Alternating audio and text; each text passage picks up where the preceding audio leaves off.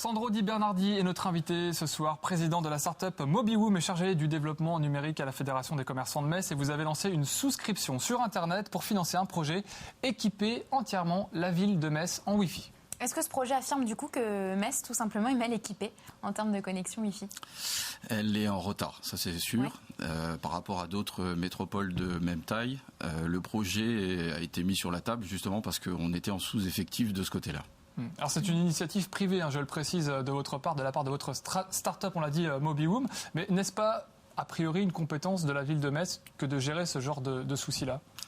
Alors c'est vrai que dans la plupart des villes, ce sont les collectivités qui équipent. Et nous, on a voulu présenter un dispositif parce que ça n'existait pas. Il a été connecté un réseau SFR il y a à peu près 7-8 ans, qui a vu le jour sur 5 ou 6 hotspots et qui a été laissé tomber tout simplement. Je pense que c'était un peu prématuré. On peut dire qu'à l'époque, on était peut-être en avance. Et là, aujourd'hui, le souci de réactiver ce projet, c'est justement de rattraper le retard qu'on a par rapport à toutes les autres collectivités. Alors maintenant, par rapport à la partie ville, on peut imaginer qu'effectivement, la ville puisse faire ce genre de travail. Le problème, c'est que ça nécessite une décision, une volonté, une politique globale, des budgets. Et donc, c'est un petit peu plus long. Et c'est pour ça qu'on a souhaité le faire, nous, à titre privé, parce qu'on est beaucoup plus réactif. On le décide le matin, entre guillemets, on le fait le soir. Ça fait le soir. Et alors très concrètement, comment ça marcherait ? J'ai lu que vous installeriez des petits boîtiers aux box internet des habitants. C'est ça ? Tout à fait. En fait, vous avez plusieurs façons de faire un réseau Wi-Fi. Vous déployez une fibre, vous déployez une connexion, vous mettez une petite antenne au bout. Et si c'est la ville qui le fait, elle décide de déployer 7, 8, 10 hotspots dans la ville.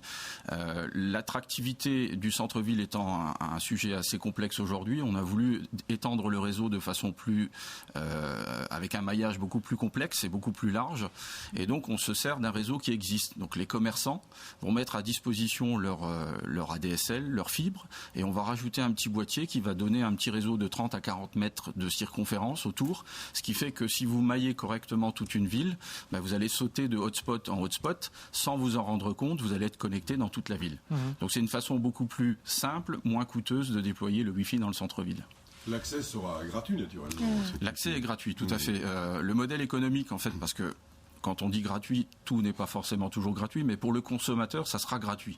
C'est financé de deux façons. C'est financé par une entreprise qui s'appelle Nomosphère, qui déploie ce genre de solutions dans les centres-villes.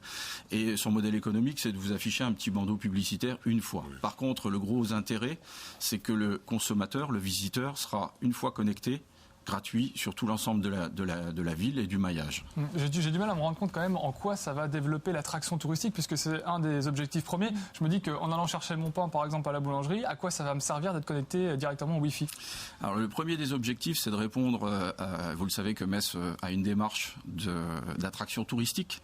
Et le problème d'un touriste quand il vient de l'étranger et qu'il veut se connecter, il ne fera pas appel à son forfait, parce que son forfait, quand vous vous connectez à l'étranger, je ne sais pas si vous avez déjà eu la surprise, vous revenez, vous avez une facture qui est à plusieurs zéros. J'ai dû hypothéquer ma maison derrière. Voilà, donc ça arrivait au moins à l'un d'entre nous ou à une connaissance. Donc le premier objectif, c'est déjà de donner ce Wi-Fi gratuit aux touristes qui, eux, n'ont pas l'accès. La première chose qu'ils font, c'est chercher une borne où se connecter.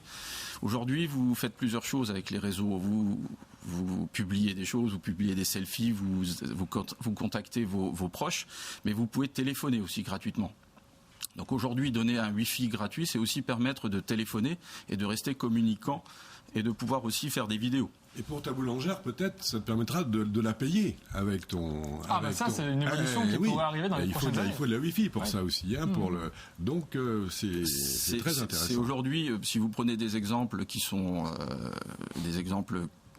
assez édifiants, c'est des villes comme New York, comme Londres, comme Paris, qui se connectent, elles remplacent toutes les cabines téléphoniques par des hotspots Wi-Fi. C'est aujourd'hui un nouveau moyen de communication.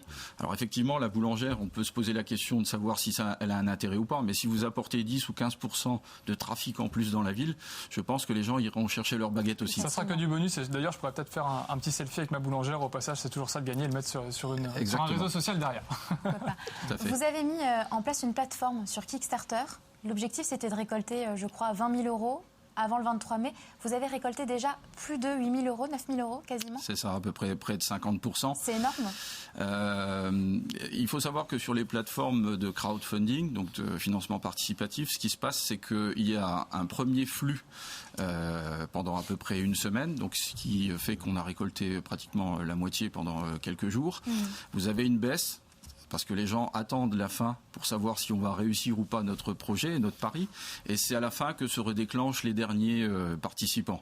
Donc cette façon, pour nous, je dois l'avouer, a plus été un moyen d'être communicant que d'aller vraiment lever les fonds. Parce que la plupart des gens qui s'intéressent à ce genre de dispositif avaient fait des promesses de dons avant de se lancer. Donc on sait déjà à peu près où on mettait les pieds. On attendait de savoir, par contre, si les collectivités allaient nous aider et nous soutenir dans l'initiative. Donc ce projet participatif est une forme technique de pouvoir collecter de l'argent auprès des commerçants, des professionnels, des particuliers, mais aussi des collectivités. Tout le monde est concerné, donc vous allez sur l'adresse www.kickstarter.com et vous retrouvez Wi-Fi gratuit pour tous à Metz. C'est le titre de cette opération. Livraison prévue vers septembre 2016, c'est à peu près ça. C'est ça, le crowdfunding finit à la fin du mois de mai. On équipera à partir du mois de juin pour être opérationnel pour l'été, pour l'accueil des touristes. Et officiellement, on déploiera à partir du 1er septembre. Très bien. Merci beaucoup Sandro d'avoir été avec nous. Merci à vous. À très bientôt. Bonne continuation.